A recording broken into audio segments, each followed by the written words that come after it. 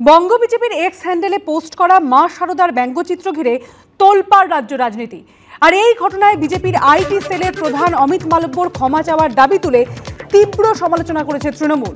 তৃণমূল পোস্টটি social media থেকে সরিয়ে নেওয়ার দাবিও জানিয়েছে।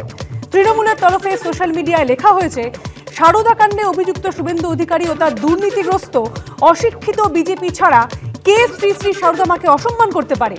বিজেপি আমাদের মনীষীদের অপমান করার ধারাবাহিক রীতি চলেই যাচ্ছে, লজ্জার শেষ নেই। এক্স হ্যান্ডেলে এই পোস্ট ঘিরে বিজেপির অন্দরেই শোনা যাচ্ছে দুই মত।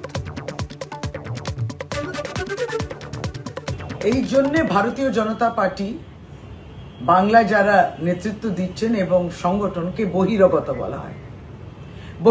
বহিরাগত কারণ পশ্চিম বাংলার সংস্কৃতি, ঐতিহ্য, ইতিহাসকে তারা অস্বীকার করেন। বাংলার মনীষীদের চিরকালই অপমান করে গেল এই বিজেপি বাংলা, এবং তাই বহিরাগত তারা। কিন্তু আজকে আমরা দেখলাম এক্স হ্যান্ডেলে বিজেপি বেঙ্গল তারা মা শারদাকেও ছাড়লেন না, মাকেও শ্রী মাকেও টেনে এনে তারা একটা কার্টুন, একটা ক্যারিকেচার করলেন। এটা ক্ষমাযোগ্য নয়, এবং এটা আমরা মানতে পারছি না। আমরা মাকে আমরা প্রার্থনা করি, মায়ের উপরে আমাদের অনেক আস্থা।